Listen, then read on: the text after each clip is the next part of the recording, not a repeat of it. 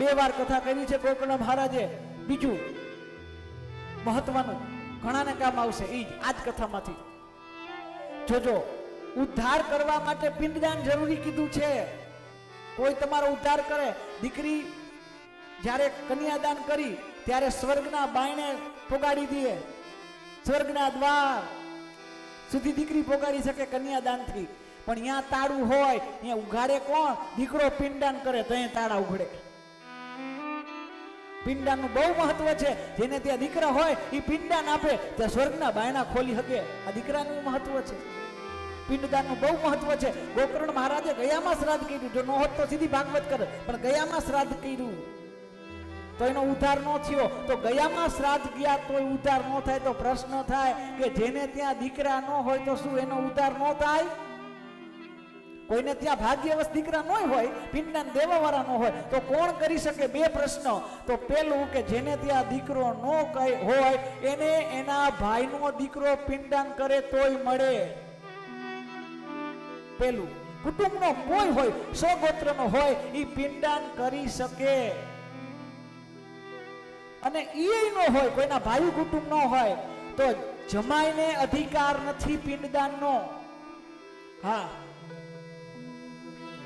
જમાઈ ન કરી શકે. જો દીકરો ન હોય અને દીકરી હોય અને દીકરીનો દીકરો હોય તો ઈ પિંડદાન કરી શકે ને એને મુક્તિ મળે. નાના વાહે એનો દીકરો પિંડદાન કરે અને તો એના નાનાને મુક્તિ મળી શકે. આ દીકરીના દીકરાનો પ્રભાવ છે. આ તમારી મિલકત કોને જાય? તો પેલા દીકરાને જાય. અને દીકરા ન હોય ને તો સીધો અધિકાર દીકરાનો દીકરો છે. જે મિલકતમાં અધિકારી છે ને એમ જ સાહેબ આ પિંડદાનનો અધિકારી છે. દીકરી જમાઈ નહીં, દીકરાનો દીકરો અધિકારી છે, પિંડદાનનો પણ અને સંપત્તિનો પણ. આ જાણવાનું છે, ખાલી સમજવાનું નથી, સાંભળીને પૂરું નહીં. ઘણા પ્રશ્ન કરે દીકરા નથી શું થાય? અરે મારા વાલા, કે જેને દીકરો ન હોય, જેને દીકરી ન હોય, કોણ ઉદ્ધાર કરે? આ ધુંધુકારીનો કોણે ઉદ્ધાર કર્યો? જેને દીકરો નહીં, દીકરી નહીં, જે પૈણોય નહીં, આવું કોઈ નહોતું. ન મોસાળ પક્ષમાં ન મામા એક પક્ષમાં નહીં, કોઈ નહોતું. અને વયોગ્યો પ્રેત થયો. એ પ્રેતમાંથી કોને કાઢ્યો? આહા, શ્રીમદ ભાગવત. માત્ર ને માત્ર ભાગવત એ પ્રેત પીડામાંથી મુક્ત કરાવી શકે. આ તો દીકરા ન હોય એને કરી શકાય ભાગવત. જેને દીકરા ન હોય ને એ ભાગવત કરી શકે.